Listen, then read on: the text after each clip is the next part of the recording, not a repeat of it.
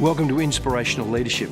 We're looking at character requirements for leadership, and today we're looking at a positive approach to life as a character requirement for leadership.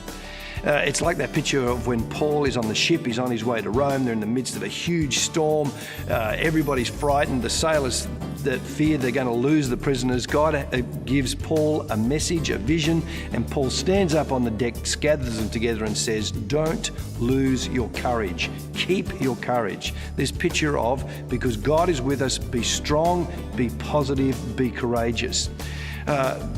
Admiral Jim Stockdale was in what they called the Hanoi Hilton in the Vietnam War. He was a prisoner of war.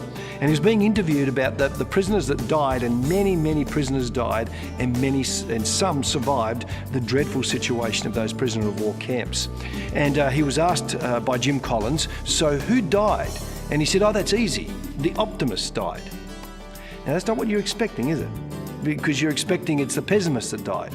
And Jim Collins said, what do you mean the optimist died? How come the optimist died? And he said this, the optimist died of a broken heart. We're going to get out by Christmas, and we didn't. We're going to get out by Easter, and they didn't. We're going to get out by my birthday, and they didn't. And eventually they gave up.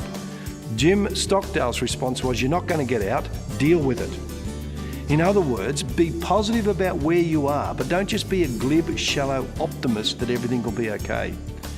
Bishop Desmond Tutu was interviewed by David Frost, one of the last interviews that David Frost had done just a few years ago. And David Frost, in the commenting in the interview, said to Tutu, I've always seen you as an optimist. And Desmond Tutu interrupted and said, no, I'm not an optimist. I'm not an optimist. I'm a prisoner of hope. That's very different. You know, you're called to be positive in life because you're called to be a prisoner of hope.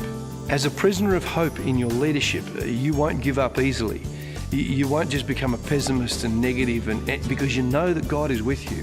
It doesn't mean that you somehow kind of gloss over all the hard times or pretend everything's okay. No one's asking you to pretend, but they are asking you, in Desmond Tutu's words, to be a prisoner of hope, which is a strong and positive biblical picture of what we're called to be.